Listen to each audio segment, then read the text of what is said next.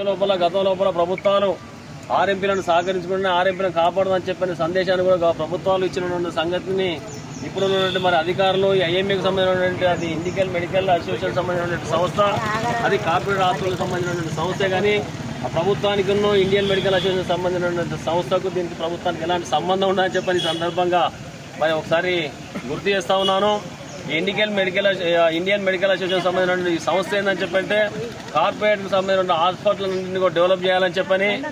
వాళ్ళే అభివృద్ధి చెందాలని చెప్పని, మరి తెలంగాణ రాష్ట్రం లోపల సుమారు ఒక 50,000 మంది ఆర్ఎంపీలు ఉన్న సంగతి మరి అందరికీ కూడా తెలుసు. ఈ ఆర్ఎంపీల కింద పనిచేస్తున్నటువంటి కాంపౌండర్లకు సుమారు 1,00,000 మంది ఉంటారు. మరి ఆర్ఎంపీలపై దాడులు చేసి ఆర్ఎంపీల వ్యవస్థ నడవద్దని చెప్పని అన్నప్పుడు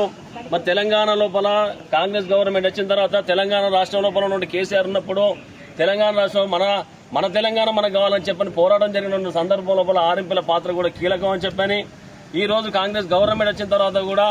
మరి తెలంగాణ ఉద్యోగాలు లేనటువంటి సందర్భం లోపల చదువుకున్న వాళ్ళందరూ కూడా ఉద్యోగాలు లేనటువంటి సందర్భం లోపల ఎక్కడో పెద్ద డాక్టర్ దగ్గర డాక్టర్ వృత్తిని నేర్చుకొని ఈరోజు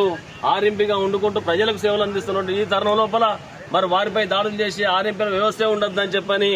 అనుకోవడం చాలా దురదృష్టకరం. ఎందుకని చెప్పంటే ఉపాధి చూపించాల్సినటువంటి ప్రభుత్వాలు ఉపాధిని మొత్తం కనుమరుగు లేకుండా చేసే